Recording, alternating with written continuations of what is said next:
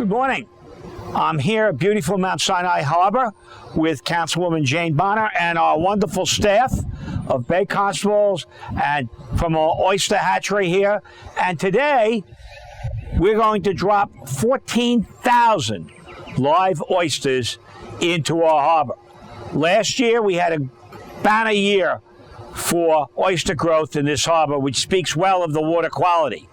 And with that, I'm going to turn it over to Jane, and Jane can pass the mic. Thank you, Supervisor Romaine. I'm joined here with two employees from our Department of Environmental Protection, and all these animals, believe it or not, oysters are considered animals.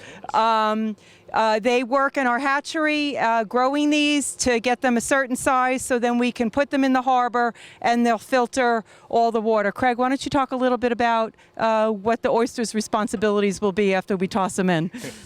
The oyster's responsibilities will be filtration. An oyster can, when it's an adult, can filter up to 50 gallons of water a day. These oysters are about 13 months old, so just a little bit over a year. We still have some left from this batch. We originally started off with 1.5 million, so this is toward the tail end, 14,000. And Dwight, why don't you talk a little bit about what goes on at the hatchery and what you do and what other animals you guys grow there? Okay, well, when we first get them, they're about the size, a little bit bigger than a pinhead. I mean, they're very, very small.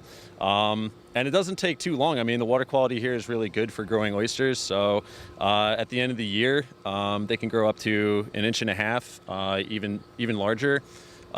We do have staff all week long taking care of the oysters, cleaning the tanks, making sure that these guys have the best chance possible for growing nice and big so that we can plant them in the harbor. And of course, the more mature they are, the better shot they have of survival and reproducing. Yes. And that's why we're not throwing oyster spawn in, we're throwing oysters that are more than a year old. Mm-hmm. So they're a little bit more mature, their chances of survival are great. This harbor has clean water. And we're going to keep it that way, and the oysters are going to help clean it even more. So let's start planting oysters. Let's get ready to toss them. Yep. All right. Time to plant the oysters. We're in Mount Sinai Harbor. We're headed out to the south side of the harbor, out by the Grass Islands. We plant our oysters out there every year. We've planted over 1.2 million oysters so far from last year's production.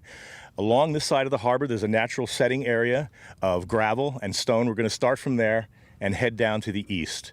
We'll be pouring these over the side onto the hard bottom. Oysters don't mind being a little dense in their concentrations. They're very efficient feeders.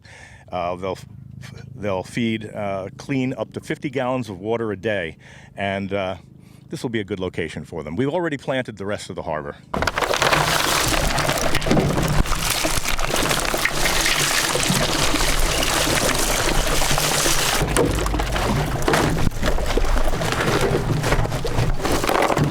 Probably the largest of the ones from last year, 13 months old.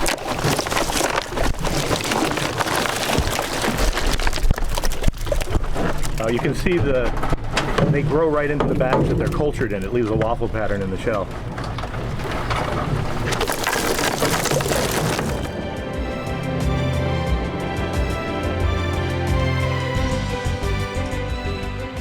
We're at the town of Brookhaven Shellfish Culture Facility in Mount Sinai, New York. We're going to be walking through the facility and seeing the various shellfish that we grow, clams and oysters, over 1.5 million of them each on an annual basis. This is an upweller system. With this system, we can pump water from the harbor into large storage tanks where it's distributed throughout all of these smaller 200-gallon tanks. You can see the distribution valves at the very end of these tanks. Water enters, flows up through, this is called an upweller, flows up through the bottom of this upweller and up through the bed of seed that is in here. It could be clams or oysters. In this case, it's oyster seed. And this is the most efficient route or way to make sure that all of the water that enters this system flows through the seed mass before it exits the system. And therefore, they can filter out all of the food that's in there. These oysters were actually purchased in June, and they were probably spawned a month before that, so they're only a couple of months old. We purchased them when they were 2 to 3 millimeters in size, and now you can see that they're 6, 8, 10, 12, 14, 15 millimeters, growing at all differential rates depending on their genetics and where they are in the system. Oysters from a single year class grow at differential rates depending on food availability and stocking density. When we grew 1.5 million oysters last year, they grew at all different rates. And as they grew, we would remove them from the upweller system that we were looking at previously, and we'll put them into bags, and we'll put them into the harbor where they can be protected and grow sort of undisturbed from predators. We actually use a culling machine to sort the oysters in their various sizes, and they'll fall through a barrel tumbler at different mesh sizes. Right now, we are actually restocking some of the smallest oysters from last year to put them back into the harbor for another season. Right now, Haley is actually counting oysters. To keep track of the number of oysters that we have at every step of the procedure, we actually take a volume of oysters. This is all in milliliters. We might take 1 liter, 2 liters, and then we'll count the number of oysters in that volume. That way we know when we multiply out for our total volume of animals that we have, exactly how many animals we have. In this case, we're going to be stocking these in bags to go back down into the harbor, and we might put 1.5 liters into each bag, and we will know exactly how many, well, we'll know approximately how many animals are in each bag. Based on the counts we did earlier, we're going to be putting about 1,000 animals in each bag to go down into the harbor, into the protective cages.